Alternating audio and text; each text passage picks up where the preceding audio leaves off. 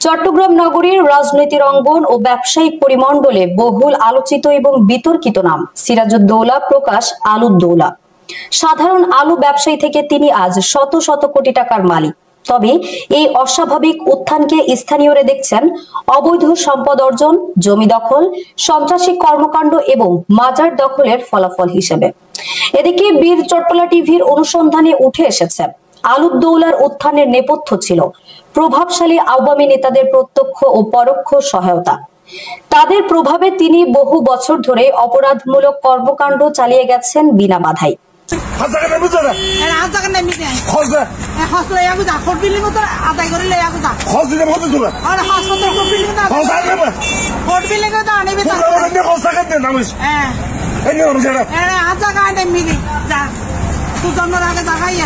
আওয়ামী লীগের পতনের পরও অদৃশ্য শক্তির প্রভাবে তিনি দখলবাজি ও অবৈধ সাম্রাজ্য টিকিয়ে রেখেছেন। আলুদ্দৌলা নিজেকে দীর্ঘদিন ধরে হযরত কালুশা মাজারের অবৈধ ইসি নং 17,743 প্রচার করে সেক্রেটারি হিসেবে পরিচয় দিয়ে আসতেন। 1999 সালের 1207/1999 এবং 1259/1999 নম্বর মামলার মাধ্যমে তিনি আদালতে এই পরিচয় ব্যবহার করছেন। পরিচালনা কমিটিটা আপনার বিশেষ করে কতদিনের ভিতরে দিচ্ছেন? অলরেডি আমি জমা একরকম দিয়ে দিচ্ছি চৌধুরী সাহেবকে, কিছু অ্যাডভাইসার হিসেবে ওনার রাখছি, আরও এলাকার মানুষ সব নিয়ে ওনার পরামর্শ মতে একটা কমিটি হবে। আমরা বিগত দিনের থেকে ইনশাল্লাহ আরও উন্নত করার চেষ্টা করব, যেমনি চলতেছে তার থেকে আরও উন্নত করার চেষ্টা করুন। চলবে সব কিছু, কিন্তু কোনো অসুবিধা হবে না ইনশাল্লাহ। আমরা যতটুকু চেষ্টা আছে চেষ্টা অব্যাহত থাকবে। অথচ তিনি হযরত কালুশা রহমতুল্লাহ আলাইহির কোনো বংশধর নন।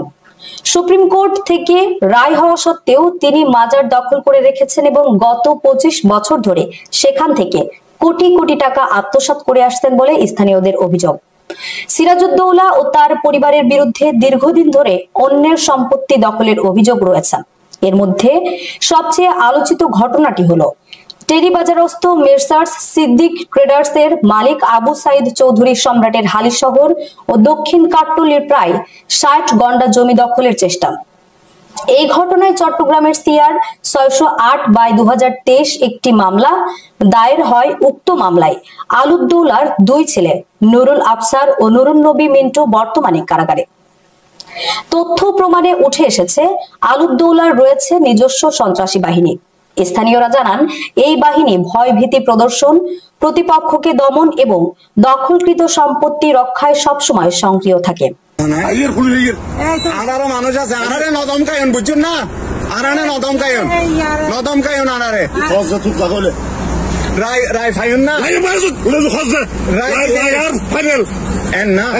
আত্মহজ আছে জিবে ব্যাগ টানা তুই তো গাড়ি করতে আপনি তুই তো গাড়ি কেন করতেছেন? আমাদের জায়গা বলে জায়গা থাকলে ওটা আপনি মুখে বললে হবে না। কাগজ আছে, রায়টা আপনি পড়তে জানেন না, আছে তো রায় জানেন না, রায় পড়তে জানেন না, আপনি কাগজ পড়তে জানেন না।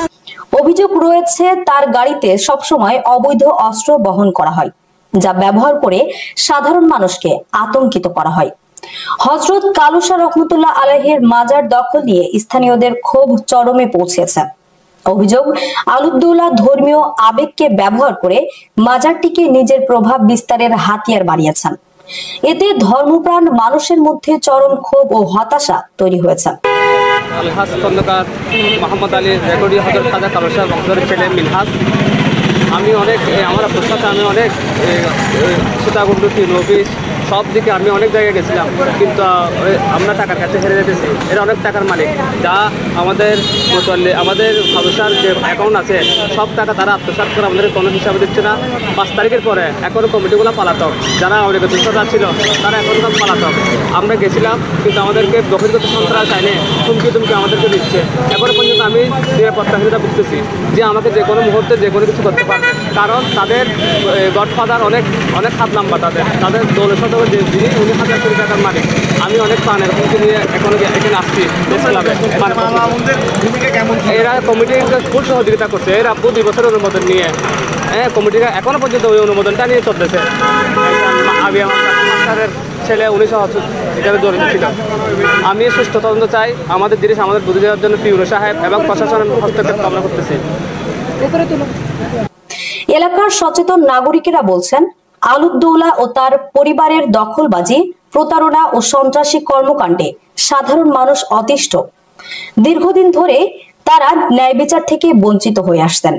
তাদের দাবি, সিরাজউদ্দৌলা প্রকাশ আলুদ্দৌলা ও তার পরিবারের সব অবৈধ সম্পদ ও দখলকৃত জায়গা উদ্ধার করতে হবে। কাগজ পড়তে জানেন? কোর্টে কাগজ দিছে যে সেটা আমাদের এগুলো ভয় থাকে আপনি, আমরা এই জায়গার মানুষ। আপনার এভাবে সন্ত্রাসীগিরিগুলো পুরো এলাকার সাথে করছেন, আমাদের সাথে পারবেন না, আমাদের সাথে পারবেন না। আপনি কে সেটা মোবাইলে দোষও আছে আপনার মোবাইল দিয়ে দিয়েছেন নদম কায়ন যা হইব কোর্টও যাইব পুলিশ বাইরে তুমি অনেক হজ আনন্দ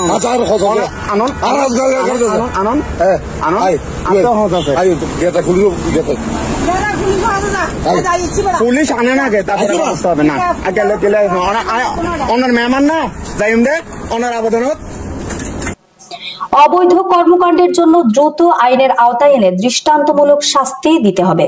ধর্মীয় ঐতিহ্যবাহী স্থান হযরত কালুসা রহমতুল্লাহ আলাইহি মাজারকে দখল মুক্ত করে মূল অবস্থায় ফিরিয়ে দিতে হবে।